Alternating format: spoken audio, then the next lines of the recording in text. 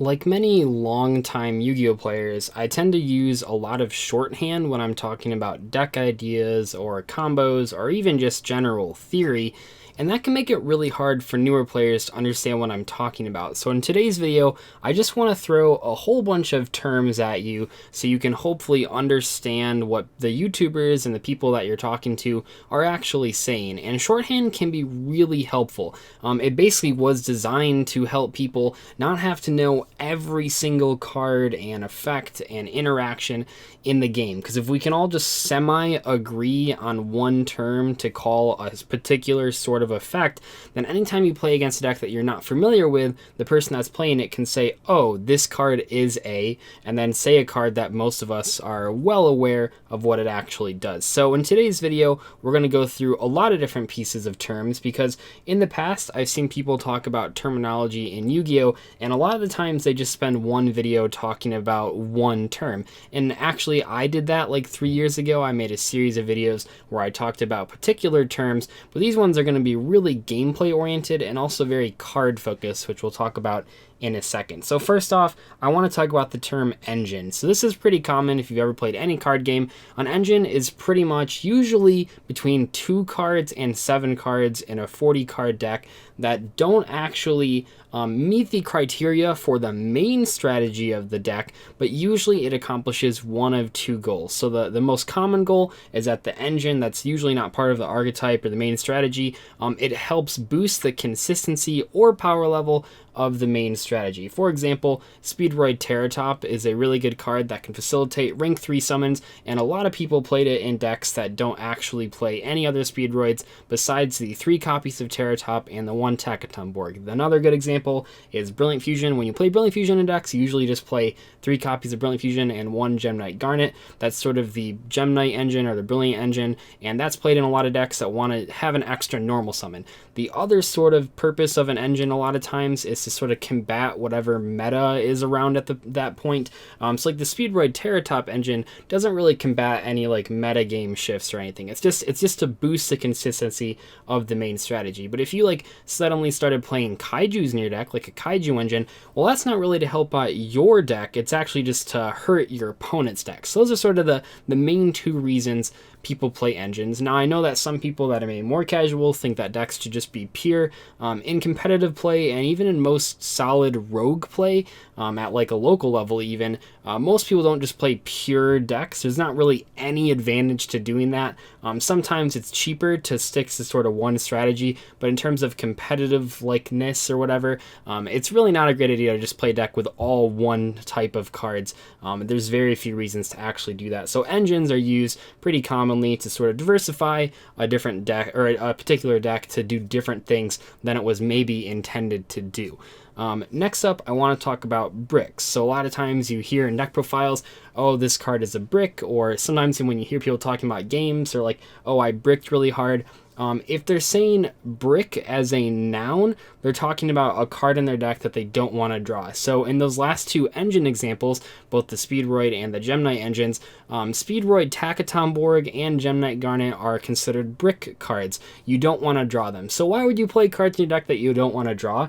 Well, the big reason is that those other cards in the engine, Brilliant Fusion and Speedroid Terratop, when those cards resolve, it's really hard to lose the game. So you're basically playing 3 cards that instantly win you the game if you draw them, and 1 card that can potentially lose you the game if you draw it. So it's really sort of high risk, high reward type situation, although it's not as high risk as it is a high reward, because you only have a 1 in 40 chance of seeing the brick card.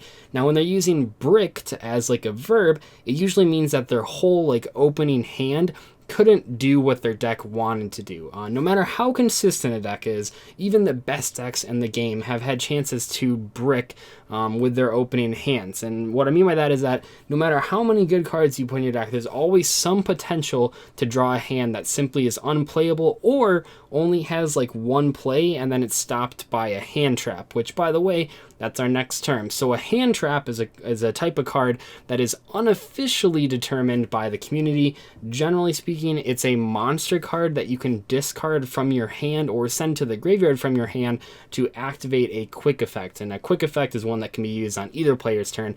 The most popular example right now would be Ash Blossom and Joyous Spring, but there's like Ghost Ogre and Snow Rabbit, or Effect Failure, or Maxi. There's a whole bunch of hand traps, and the reason they're called traps is because they can be used during your opponent's turn, where, well, maybe not anymore, but back in the old days and for a very long time, monster effects were primarily used on your own turn. So when people started playing Effect Failure or Max C, suddenly it was like having a trap card in your hand, so that was pretty crazy. Now, some people say that Evenly Matched is a hand trap. I don't know if I quite agree with that, just because the terminology has always referred to monster cards, but in some ways I can see where Evenly Matched, which is a trap card that you activate from your hand, would be considered sort of a hand trap. But that, it's not super important what actually is a hand trap. Just know that when your opponent like discards something from their hand on your turn, they're probably doing something that's called a hand trap.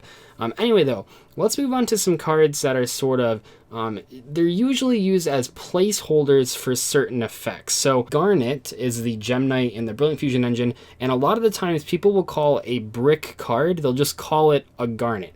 Sometimes they'll call it Attack of Tomborg, referring to the Speedroid guy, but I'd say that Gem Knight Garnet is by far the most known brick card name. So if someone says that a card in their deck is a Garnet, or that they drew their Garnets, it means that they drew cards that they don't want to draw. So that's a pretty good one to know. A Stratos refers to Elemental Hero Stratos, a card that is currently banned, RIP Stratos. But Stratos has been banned for a while, but basically what it did is when it was summoned, it added an Elemental Hero or Destiny Hero or any kind of hero card, hero monster card from your deck to your hand. So when someone calls a card a Stratos, usually what they mean is a card that's, when it's summoned, so it refers to a monster card almost always, when the card is summoned, it gets to search a card from that archetype, or at least search something. So that's what people mean when they're like, oh, this is the Stratos of the deck. That means that it's the searcher on summon for the deck.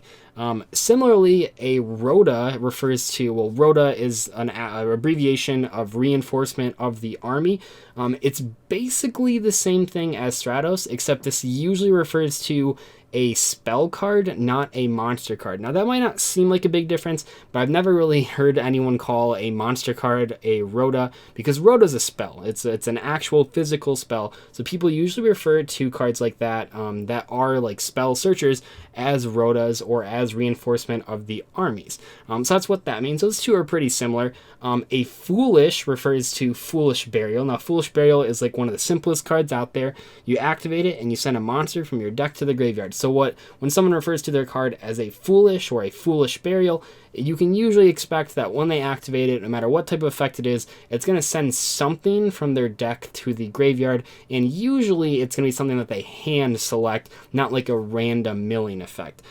Card advantage, now switching back to just like general terms, card advantage is usually referred to how many cards that you have, like just in general, compared to your opponent. So like if you have 10 cards on your hand and field, and your opponent only has 6 cards total, then you are up 4 cards in card advantage. Now, card advantage matters for a lot of things.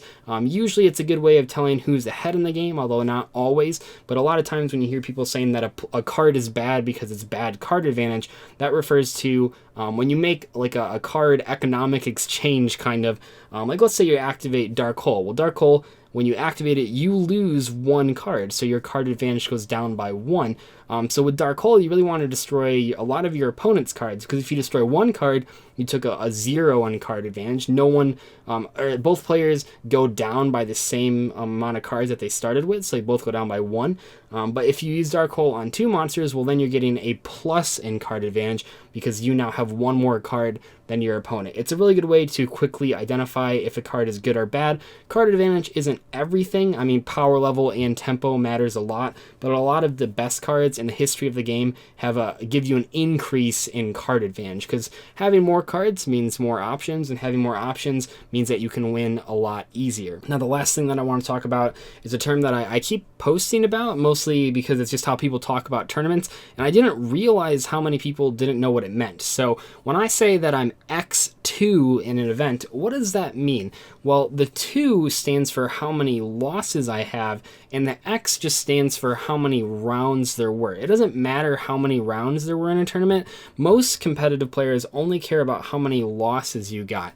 Now, why is this so weird? Why don't they just say how many wins they have? Well, a lot of times, believe it or not, Yu-Gi-Oh players are really bad at math. But just in general, you can usually expect that if you went with only 1 or 2 and sometimes 3 losses at an event, but usually just 1 loss or 2 losses, you can assume that they did well at that tournament. That would say that their deck performed fairly well. Now, if it's a 4-round event like a locals, going X2 is not very good. Going 2 wins, 2 losses, that's not a very good ratio. But at any sort of regional qualifier or YCS or anything like that, anything that's more than like 6 rounds, if you only get like 1 or 2 losses, that's really good. So a lot of times people will just say X2 or X1 instead of saying how well they actually did in terms of like how many wins they got, just because those don't matter as much. In the same vein, X3 is usually 1 win shy of being like a good record. That's something that keeps coming up in my regional deck profiles because I'm really good at going X3 this season. So when I say that I've gone X3, the reason that that's significant is because if I went X2, I would have gotten an invite to the summer event that everyone goes to. So that's why it doesn't matter how many wins I got. What matters is I got I got too many losses for me to actually consider myself doing well at that particular tournament. But that's pretty much going to wrap up this video. If you guys have any other terminology that you're confused on, feel free to post them in the comments. I'm sure if you post them in the comments, someone will just help you out. But if I want to do a second round of this video, I definitely want to know which terms are the most confusing for casual and intermediate players. So let me know in the comment section which ones you're confused by or still stumped by even after this video. And I will see you guys later. Hopefully this helped you out. Bye.